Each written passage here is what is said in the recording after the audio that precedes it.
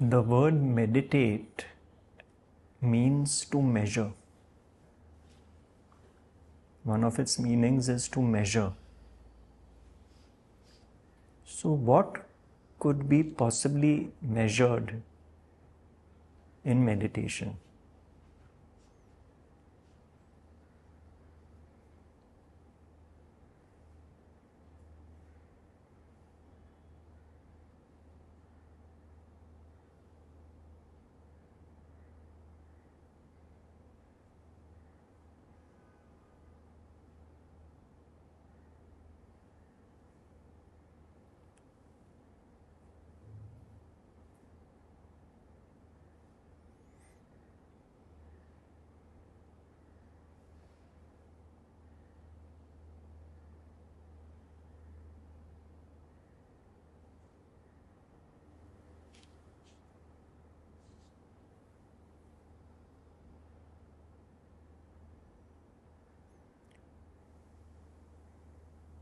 If for a practice of meditation, half an hour, which is what we sit for here, we remove all sounds which we hear,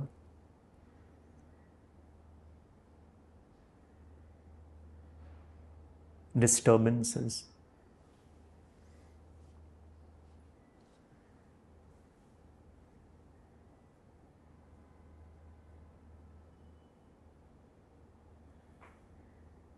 compulsive thinking,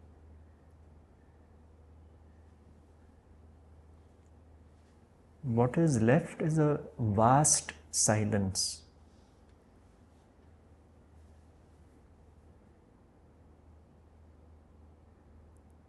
So, let's say someone came in late and we heard a noise of the door and it disturbed our meditation. What happened is, the mind moves to sound. It is a natural process. There is a sound, a disturbance, then the mind goes to that. It is disturbed. Then the sound is over and it comes back to rest. Now imagine a day full of activity.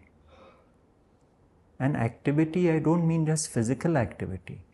I mean the activity of a mind that is disturbed. A disturbed mind is disturbed by sound. And what are sounds? Words people say, things that they do. This mind is always referencing disturbance. Either what people said or did, or what I did,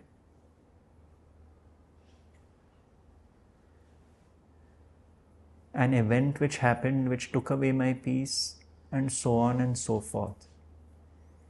And this mind lives out the entire day disturbed.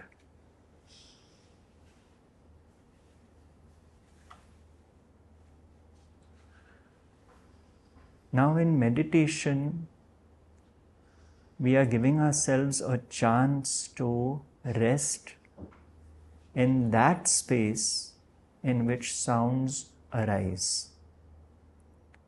All sounds arise from the silence and dissolve back into silence.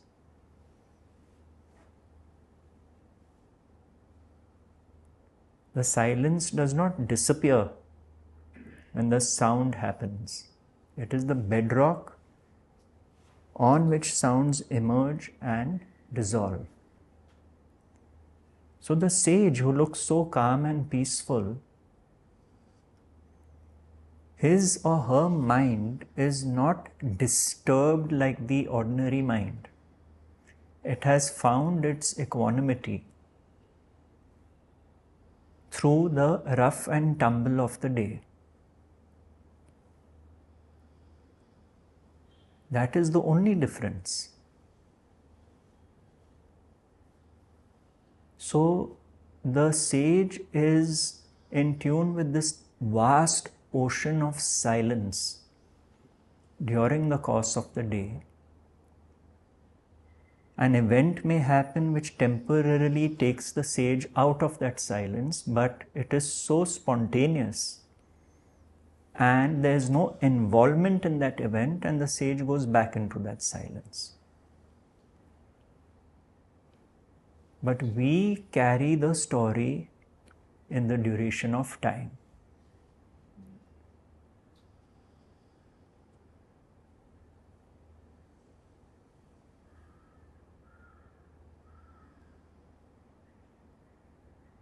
So this silence of the mind is what everyone is aspiring to, but they don't know it.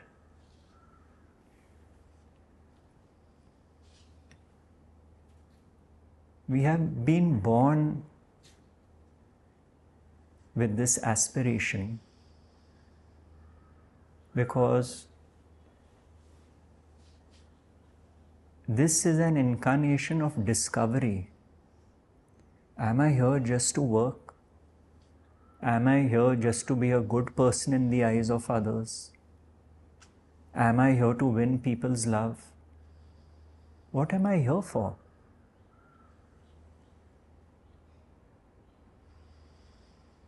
What am I doing? What am I thinking? This is meditation.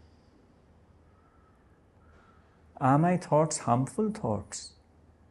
Harming others in my thoughts? I may be too chicken to tell them on their face, but I think bad of them. Is enough. Because that is the data in my consciousness. The harm has already been done to me. Thinking I wish them harm, because after all there is only one consciousness. Now the content of that consciousness has become harmful, full of harm.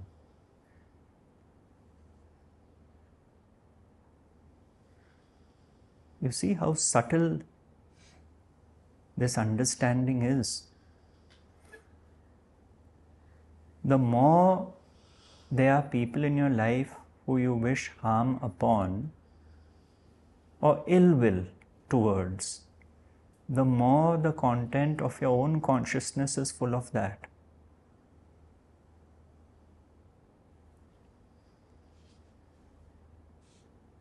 So the joke is on you, not on the other. Because it is your peace that has got destroyed. Other has really no idea what's going on in your mind. Probably doesn't care. So this is the quest. How deep is this peace? Can it be measured?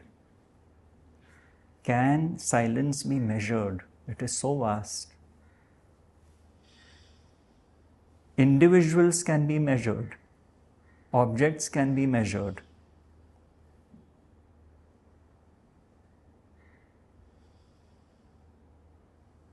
But whether it is a bird chirping or an explosion of fireworks, they both come and go. That silence remains.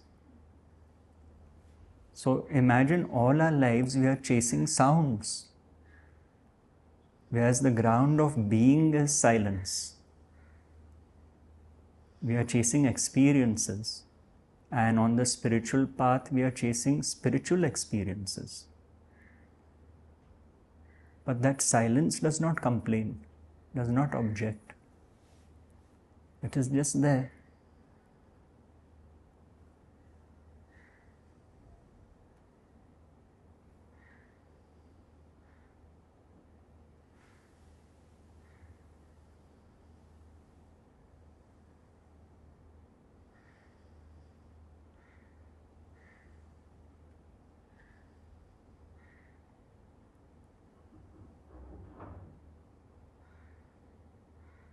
And that silence is referred to as pure being.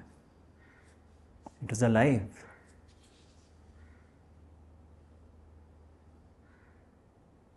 pure being.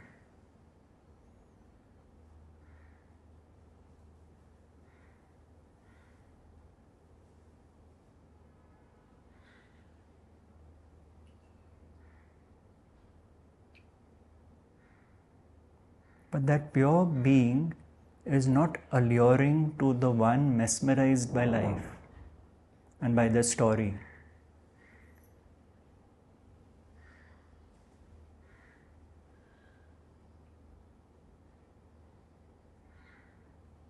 That is the Maya.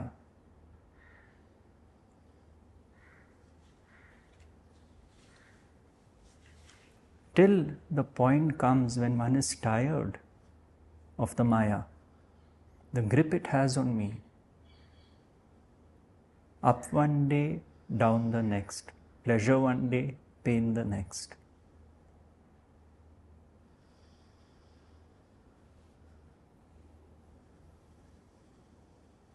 And then to realize,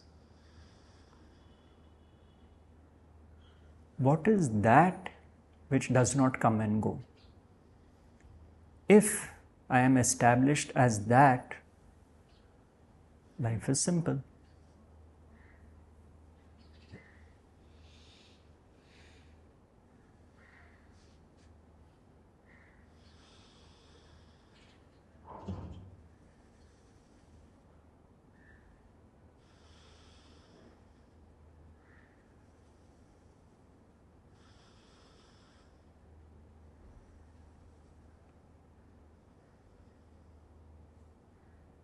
The sage witnesses the movie of their life on the screen of consciousness.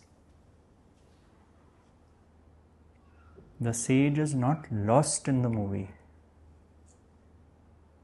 The ordinary person is lost.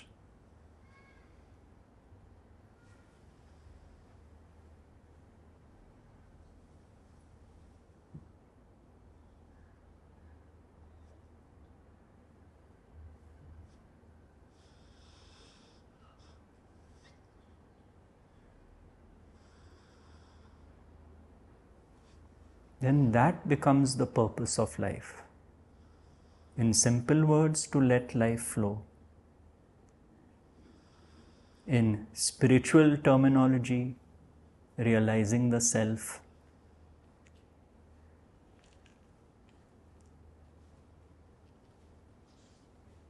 But basically and fundamentally, it is a reversal into that pure being. All concepts, notions, thoughts about people, how they should behave, how I should behave, what they should do, what I should do, have dissolved. Because the realization is that there is obviously a higher power running the show. It really doesn't need my help.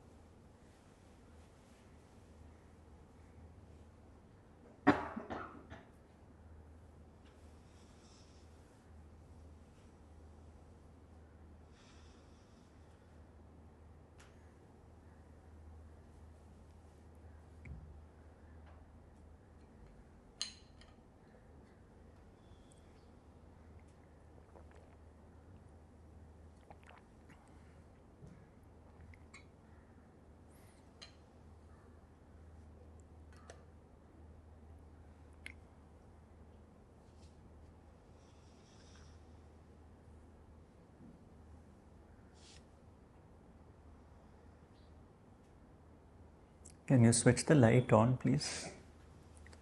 Would anyone like to ask something or share their meditation experience?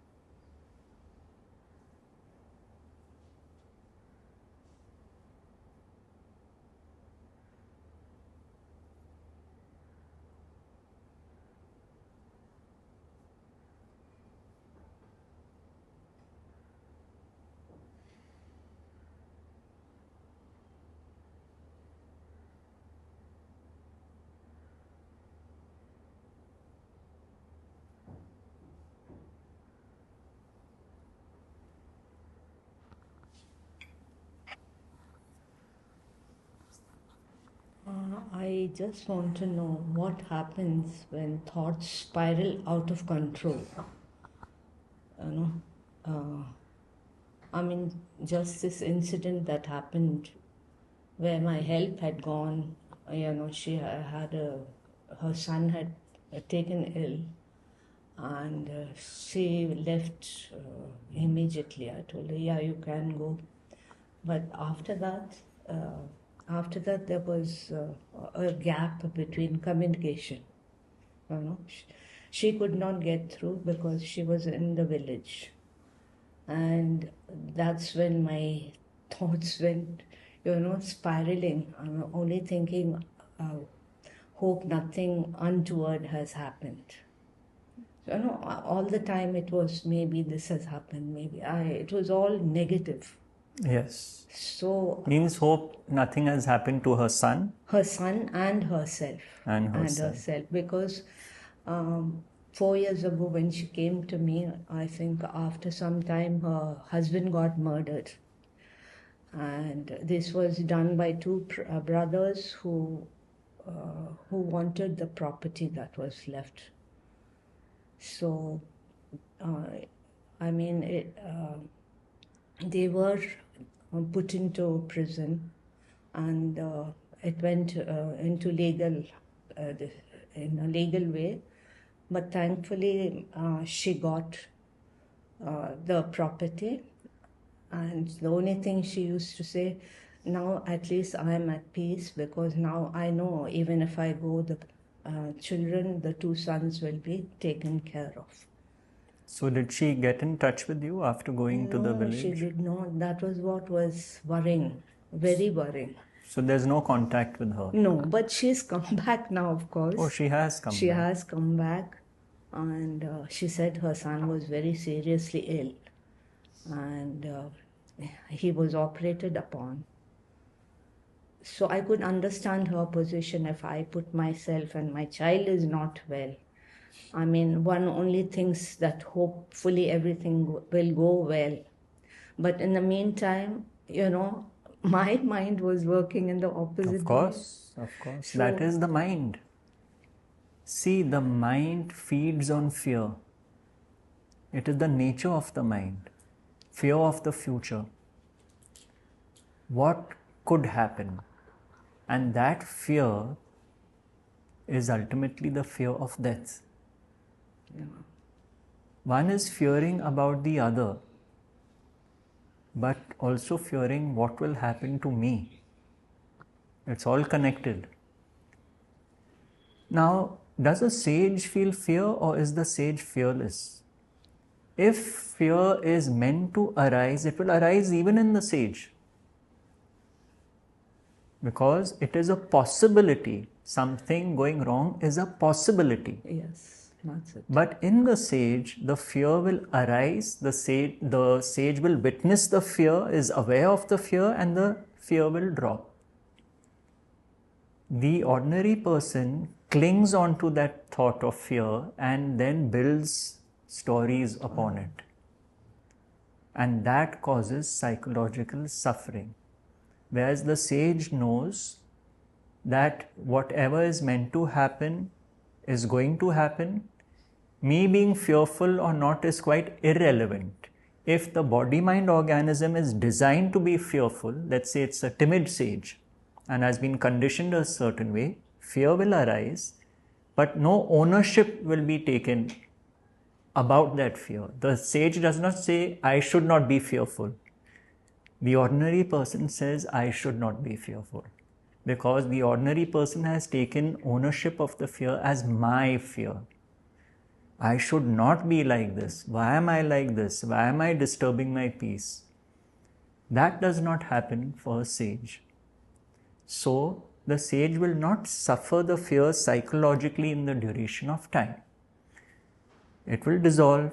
Then maybe after a day, again the thought comes, something could have happened to them. Again it will arise, again it will dissolve. But it is just a movement, a spontaneous movement, which is not latched onto by the sage. We latch onto it, and it is these fears which then become toxic. Toxicity starts building up in our energy field, in our aura, in our body, because the ego is afraid to die. And so many of us live lives of terror and fear unconsciously. The one on the spiritual path is conscious, living through the fears and terrors consciously, which means it can even burn stronger because now you're aware of it. But that is the fire of spiritual knowledge, to burn this all up and to discover that this is the nature of life. Imagine if the caretaker looking after me does not come back. Yeah. Who will take care of me? Will I find someone as good as her? And so on and so forth. Now, that is a natural process. But when we get subsumed and consumed by this fear, that is when the problems begin. It happens to the extent that we no longer can operate in the day. We are riddled with fear. That becomes a problem. No, and I mean, I knew my thoughts were getting out of control. And in the end, I said, okay, it doesn't matter. I'm surrendering And after that, I was more calm. Not that the thoughts didn't arise. They did arise still, but in a calmer manner, So,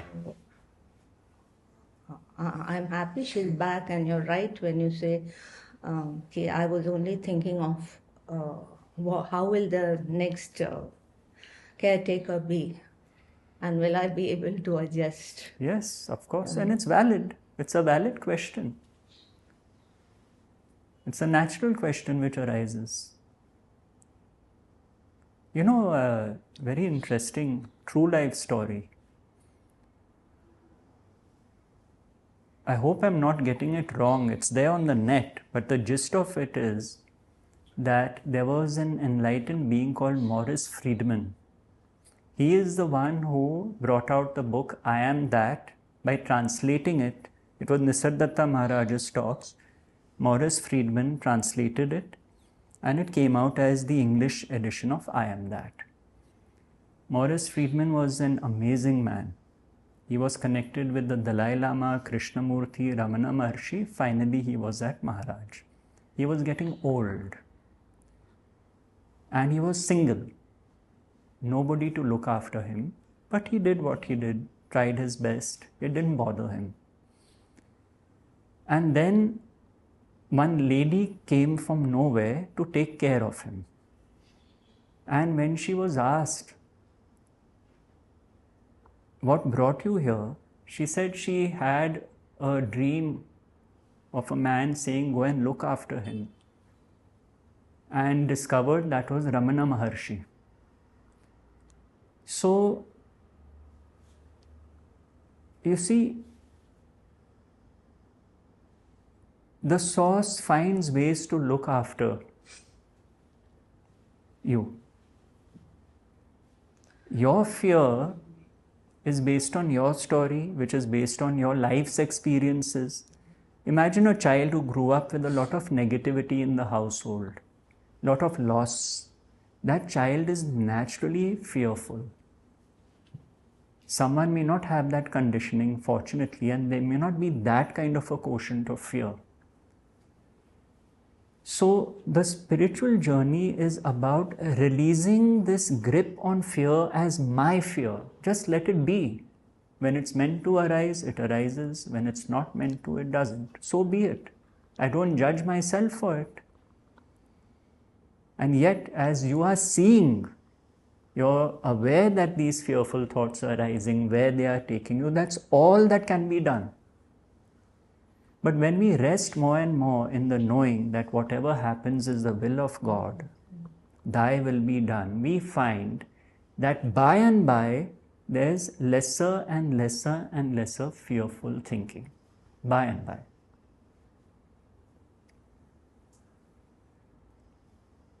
And I also told myself, I mean, nothing is permanent, so why do I expect that she will be with me all the time? You know, that thought also. And it's a logical thought, but sometimes it does not give relief.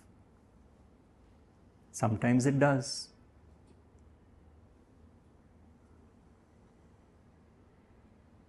See, it's amazing the child does not have these thoughts because they are taken care of. It does not have to think who will look after me. The adult does not want to die. If I am not looked after, I am going to die.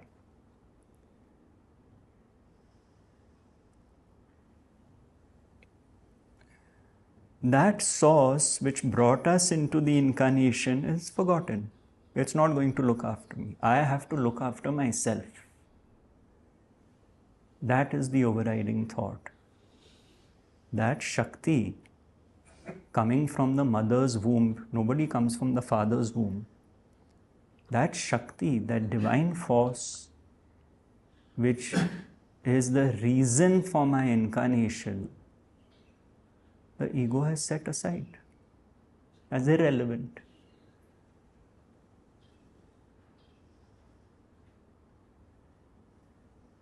The spurious ego.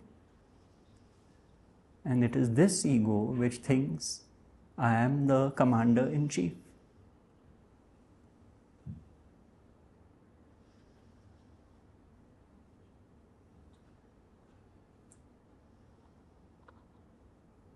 Then when the ego gets a few slaps along the way, it realizes perhaps I'm not the commander-in-chief.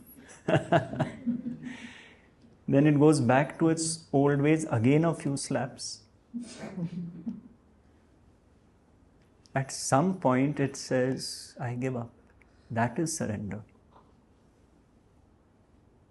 And that surrender is the birth of love. Because that sense of separation is now given a chance to break. So they are linked. The words surrender and love and trust. It's like a triangle with surrender, trust, love. Because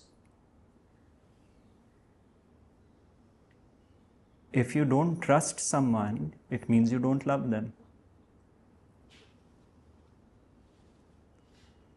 You cannot surrender without trusting in a higher power. And when you surrender, the foundation of that is love. Not for me and mine, but love for that force which brought me in, which I forgot, which looks after everyone according to a plan I can't fathom. The Divine Mother looks after all her children, especially the ones I don't like. That realization that the ones I don't like, the ones who have pushed my buttons the most, are looked after by the same Divine Mother as me. Isn't that love?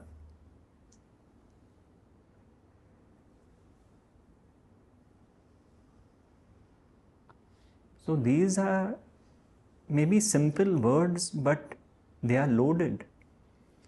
One has to be careful when one uses these words, surrender, trust, and love. Because 99% of the time we are fooling ourselves. 99% of the times when we say we love someone, we don't. It is an exchange. They validate me, so I love them. They give me something, so I love them. 99% of the time when I say I trust someone, I don't. Because I cannot trust them if I don't love them. And 99.99% of the time when I say I have surrendered, I haven't.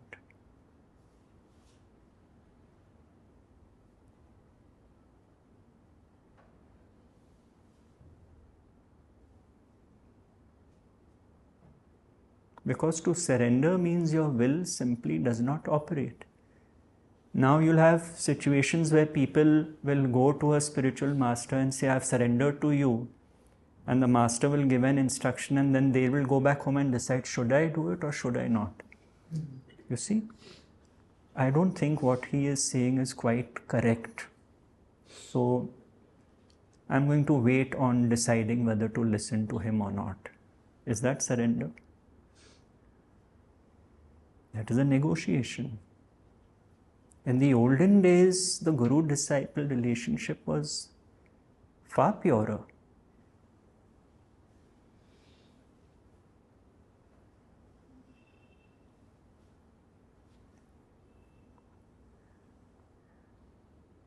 There was a purity to that.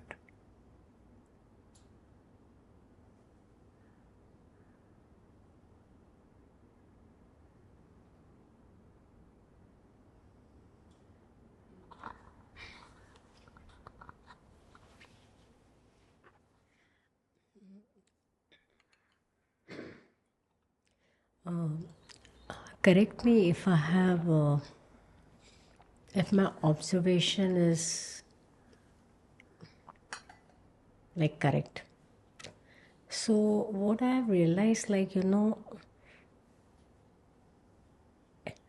in joy, most of the time, the me is not that prominent. But in the suffering, the me is clearly shown, like, it just stands up. Because in suffering, me is the center. So, I was just contemplating these days, like, why we resist suffering so much, because it is in the light of the suffering when ego is fully exposed. And it is that blessing in disguise that we come nearer to God. So in one way, we want to get nearer to the God also, but we don't want suffering also. But I don't think so. It goes other way around. There's that saying, everybody wants to go to heaven, but nobody wants to die. Yeah, exactly. So this is, yeah. See, joy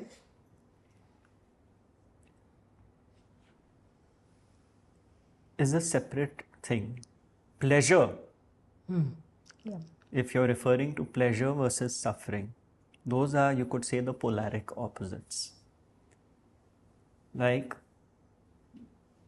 pleasure does not make me afraid of death. Suffering does. I have to sit with that to see, yes. Why am I suffering? If I have a financial loss, what will happen? I will die. The Buddhists were quite right. All forms of fear are connected to the fear of death. I lose a relationship, I have a girlfriend and she's gone. Who will I be without her? What will happen to me? Fear of death. Health. Something happened to me, I'm not recovering from this viral, it's been 3 weeks. What will happen to me? Death. So suffering, in that sense of what you are saying, brings me closer to wondering what this is about, because in all these cases I will die. Now, if I win the lottery, I'm not going to say I will die. Exactly. That is pleasure. If I have success in business, pleasure. If I find a new girlfriend who's really hot, even more pleasure. But in that pleasure, the ego is getting set up for the downfall, because it is the polaric opposite of pain. That same lottery, there are so many instances where you read people who have won lotteries and gone bankrupt in 5 years. It's all over the net.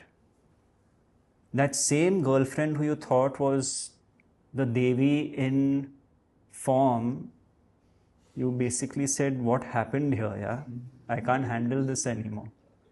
So you see what's happening is pleasure is setting me up to see how transient they are, and suffering is provided to me to see how afraid I am to die.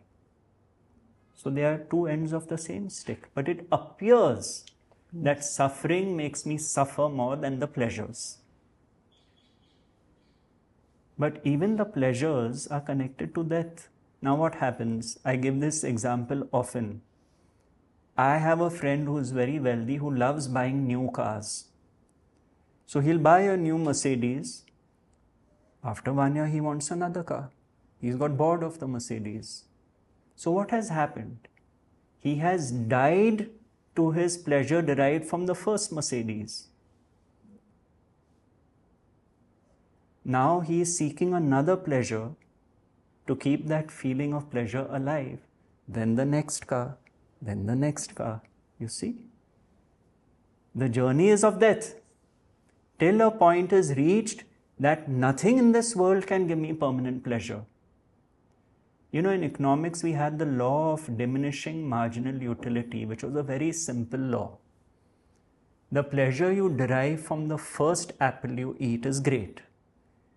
Now you eat the second apple, you will not derive as much pleasure as you did from the first. And from the third, you will not derive as much as you did from the second. This is the law of life, our attachment to objects. Life only destroys our attachment, but then we hanker, we want another apple, and another apple, then another apple. Imagine from the first apple's pleasure to your 52nd apple. Then you look for other pleasures because you're stuck in the pleasure-pain loop. Other things that can make you happy, even those disappoint you. All of us live our lives like this, hankering after pleasures, running away from pains. This matrix, this unending story, at some point in some people, when this flame of awareness is ignited, then this running away stops. That is what Maharaj calls that point in life when you now realize there's no point running away from pain and suffering, I might as well turn around and face it. That point is a peak point because the ego is now ready to turn around and face its death. That is the start of the spiritual journey. When I find I'm enjoying pleasures, why not? But I'm no longer dependent on them for my happiness. And I'm suffering pains. I'm not running away from them, yet I am suffering them. But I've realized escaping is of no use because they come running after me. That marks an irreversible process because that is the beginning of the end of the past.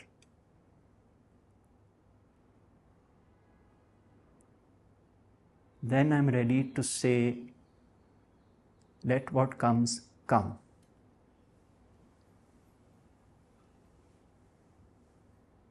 You know, in last session you said something very wonderful. You used this word again, but this, like, you know, most of the time we use spirituality for escaping. So this was something very beautiful, like, you know, it just, like, you know, something, it happens like, am I escaping or am I ready to face it? You have to see your own life. Are you ready to face all the characters in this living dream of your life without judging and condemning them?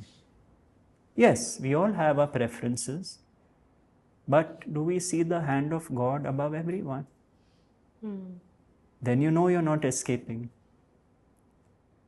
Am I on a superior spiritual path than others? That is a judgment.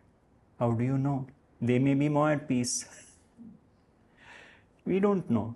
So I'm concerned with my peace, my sukha shanti. I stop comparing and judging.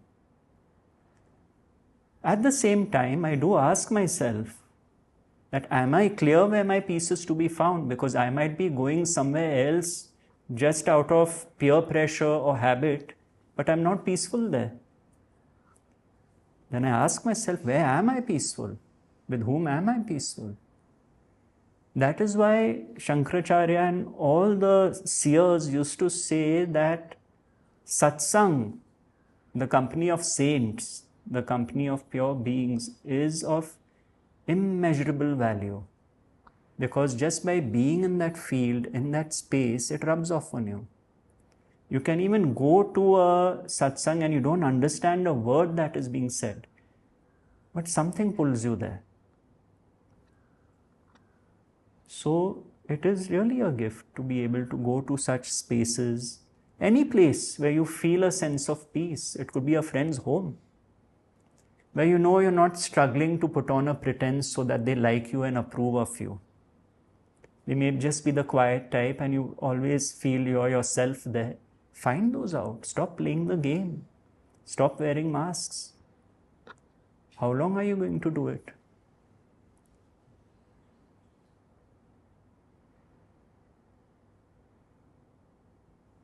Life is the ashram.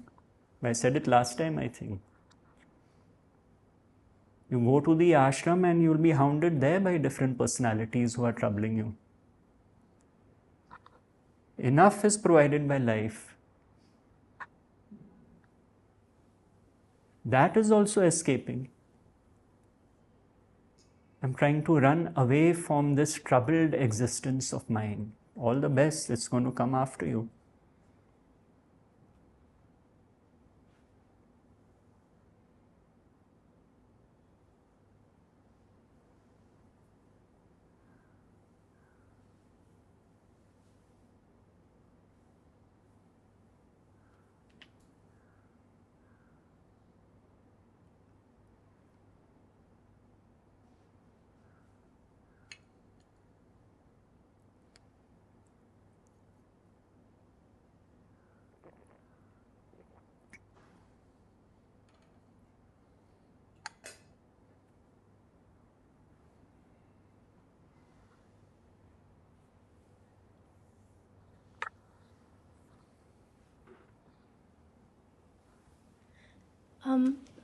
Before I ask my question, can you turn the AC down? Sorry? The AC. Of course. Can someone switch one of the ACs off?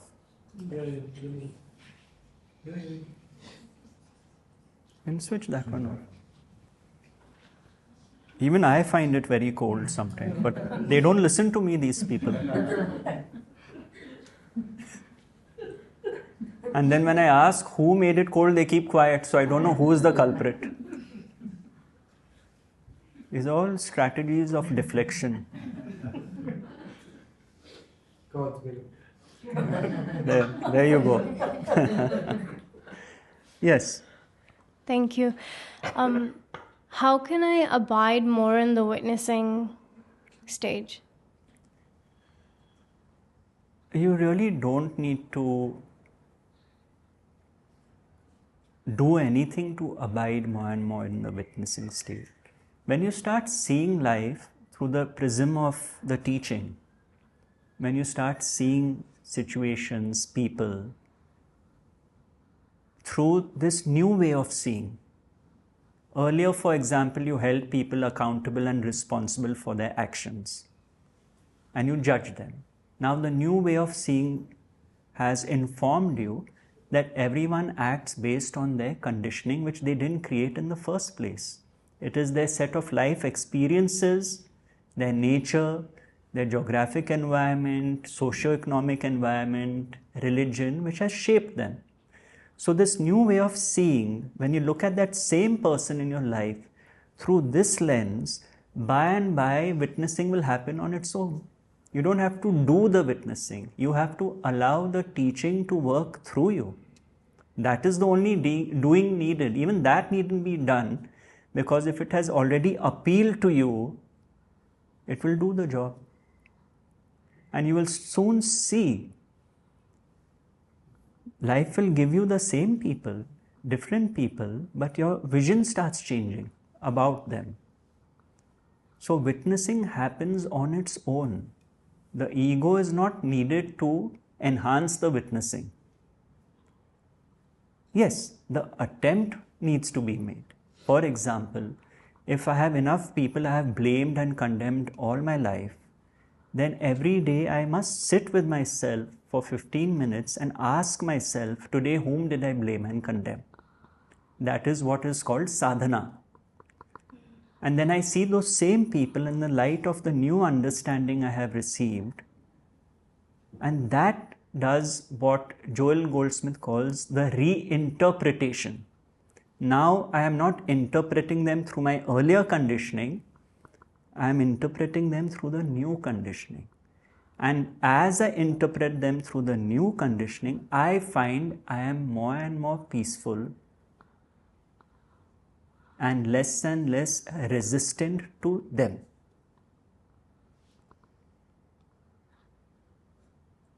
So that is what happens. So it will then happen as a natural progression on the spiritual journey, that you are not offended easily, nor do you offend others, because you really have a sense of felt oneness with being. Why would you want to take away someone else's peace when you know how precious your peace is? So earlier there's a disregard for this. You want to get back at people. They did this to me, I'm going to give it to them. Now you know your peace is so precious, you feel, why would I want to take away this person's peace? So the words which come out, the things I say, the things I do is no longer like a tennis match which I've been playing constantly. Now I say, all right, now it's enough. I'll put the racket down and let's see how things flow. So if someone has a point of view different from yours, you allow them their point of view. Earlier you resisted. No, I am right, you are wrong. But now the thinking is, you are right from your point of view, because your point of view is based on your background, your conditioning. Then how can anyone be wrong? I am right from my point of view, but both are simply points of view. So this game of right-wrong is also given up. What happens then? Witnessing. Earlier agitation. How dare you say this? Now an acceptance. I may still not agree with you. My point of view is different, but I am no longer agitated. Witnessing.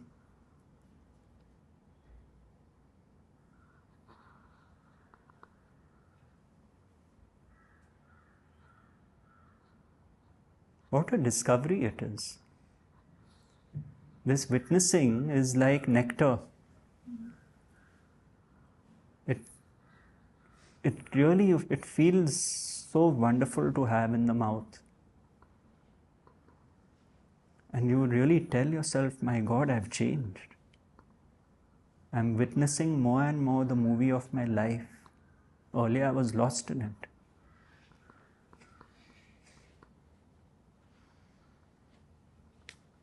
Sakshi Bhav, witness consciousness. And it is true, because consciousness is consciousness. It's neutral. It only witnesses.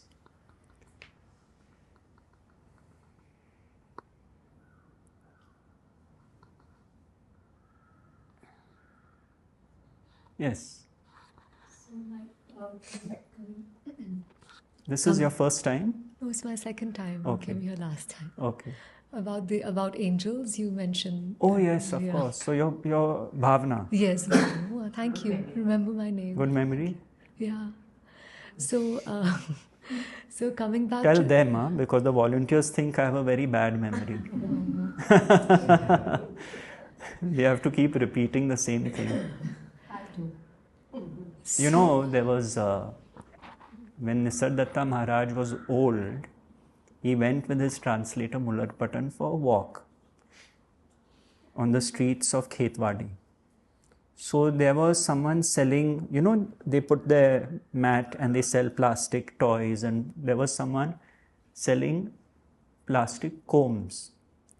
So Maharaj went down on his haunches and was looking at the combs and wanted to take one. So Mularpatan told me, he said, I told Maharaj, but you don't have any hair left. He said, oh.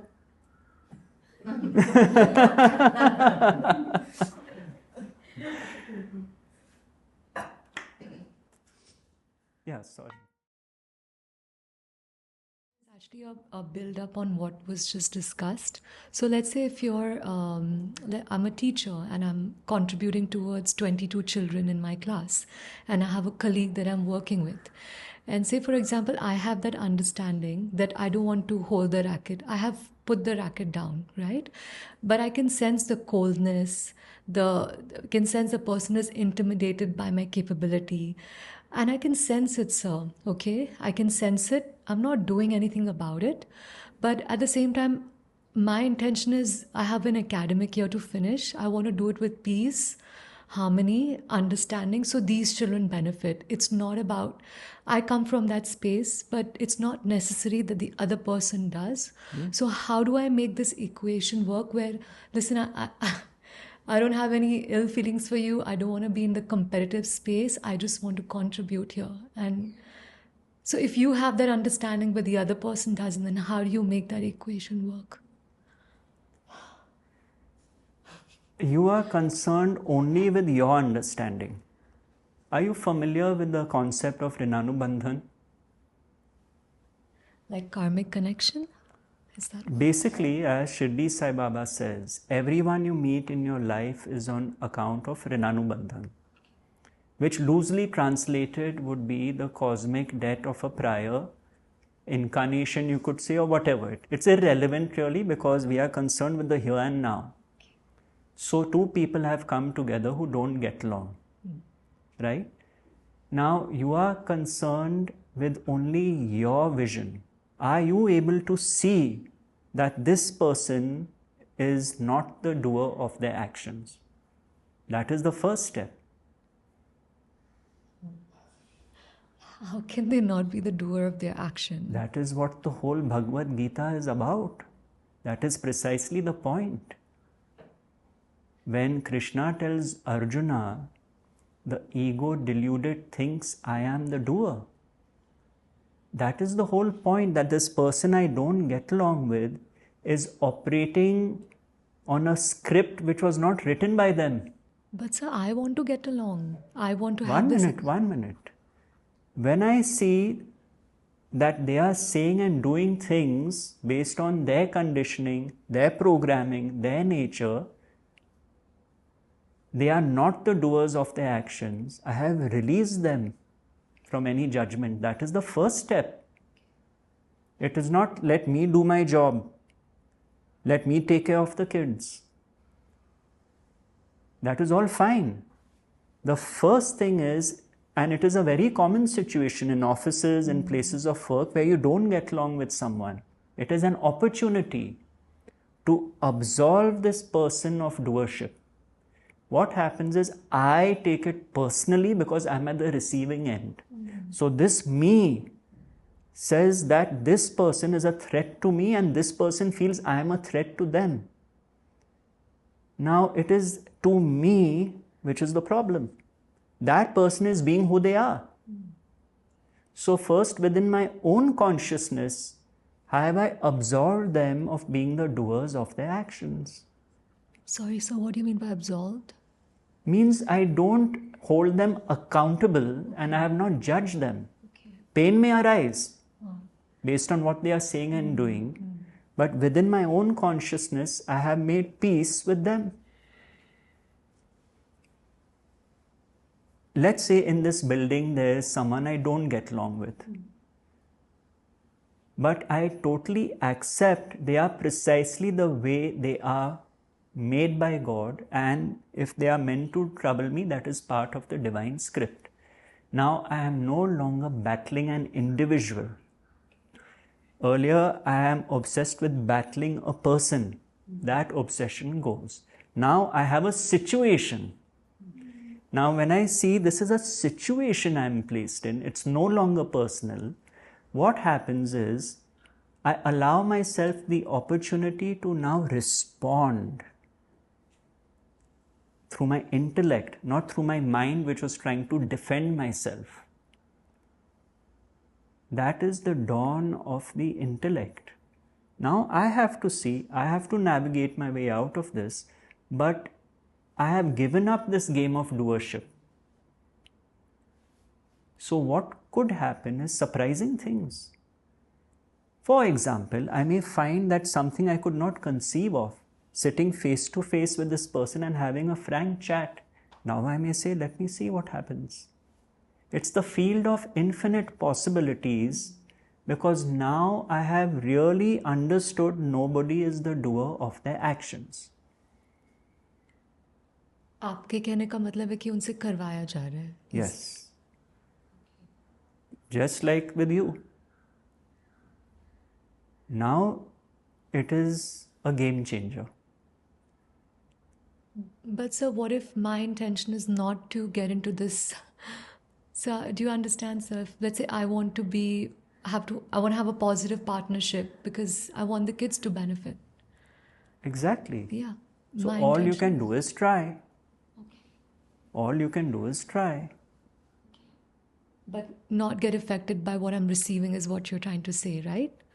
Because you're taking delivery of it. Okay.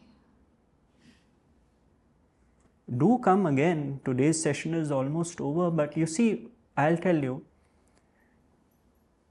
if there's someone in my life, let's say not this person who's troubling me, let's say I have a problem with this person in my life, right? A certain aspect I don't like about her. Now when I see it in a new light and I resolve my dislike, I've understood it in the light of clarity, then that dislike operates for everyone because it no longer will arise. So let's say she has a personality trait which I dislike and I've resolved it within myself. Tomorrow I will not hold anyone else liable for that personality trait which they also have. Because it is resolved in my own consciousness. This person is there to teach you that he is not the doer of his actions. It does not mean an outcome is guaranteed, but it means you will be freed of this burden of he is doing this to me. Why is he not leaving me alone to do my job? That is not the destiny. It is meant to be worked out in whatever way. But to realize the hand of God is above both of you. Yet you must take steps if you have to protect yourself, if you have to do certain things, but you are no longer targeting an individual. So simple.